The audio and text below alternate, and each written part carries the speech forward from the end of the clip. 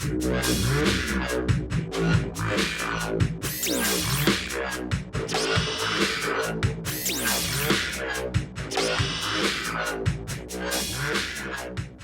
guys, Matt Allen here. Welcome back to Tactical Bassin. What I want to talk to you guys about today is schooling fish. Out here where we are, it's springtime now. The bait's starting to move up. Now in other parts of the country, some of you guys are still frozen up pretty bad. Other guys are already spawned, even post-spawned. But it applies to almost all of us. You know, there's a time when the bait is going to move up. Those bass are going to get on that bait. They're going to be ambushing. And your first inclination is to throw topwater. And that's a good inclination. You know, when schools of bait get together and those bass start working them as a wolf pack, the two baits that really stand out to me are going to be that big walking bait and then something like a whopper plopper, get that strong reaction bite. But something that is often overlooked when you get on those topwater fish, now not single fish. If you're on a single bite, you're going down the bank and you get a topwater fish and 20 casts later you get another one, stick to what you're doing.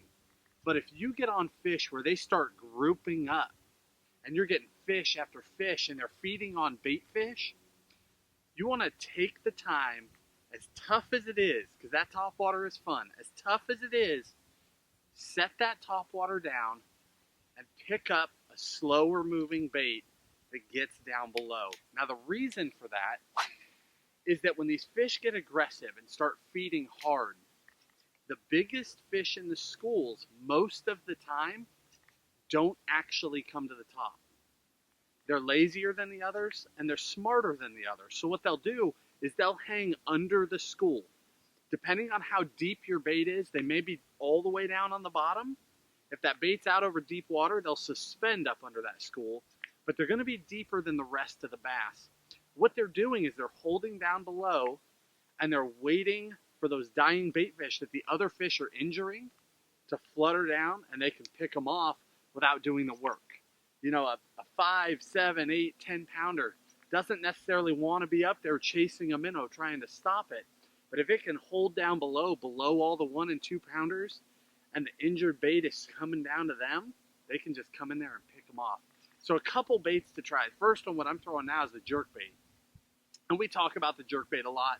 I'm sure you guys saw the underwater jerkbait video. If you didn't, down in the video description where we give you the links to all these different baits, we'll give you a link to that video too so you can see the power of a jerkbait. But the jerkbait is one of those baits where if they're eating a topwater, you get that jerkbait and you work it down and you get down below those fish and you work it slow and pause.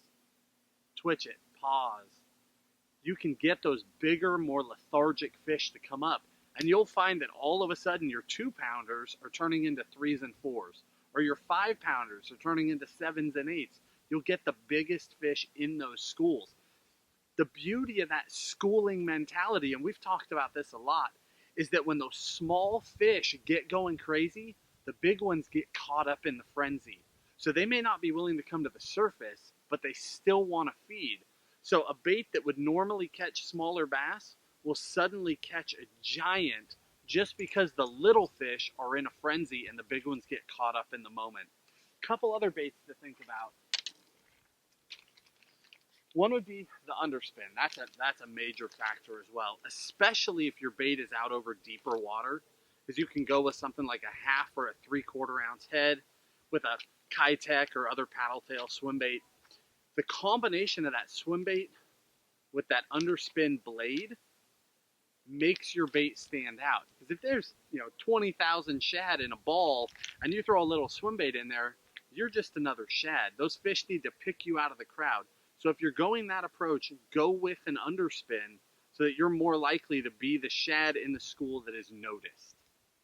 The 2 other baits are going to be the Senko and the fluke. How can you not talk about a fluke down around schooling fish? These are both much, much slower approaches. But again, that idea is that when those smaller fish are up there wolf packing and eating, the giants are down below waiting for those slow falling, dying shad. The fluke and the Senko fit that bill perfectly. Literally a dead stick. Throw it into the bait and just let it fall out of there and you'll get those bigger fish down below. It's hard to do because the temptation is just to keep throwing that topwater. But if you find the next time you're on that feeding activity, if you find that you're catching the same size fish over and over and over, take a little bit of time, try some of these other baits, slow way down, and you're going to find that you get those bigger fish. I hope that helps. If you guys enjoyed the video, hit that like button, subscribe to the channel. We'll talk to you soon.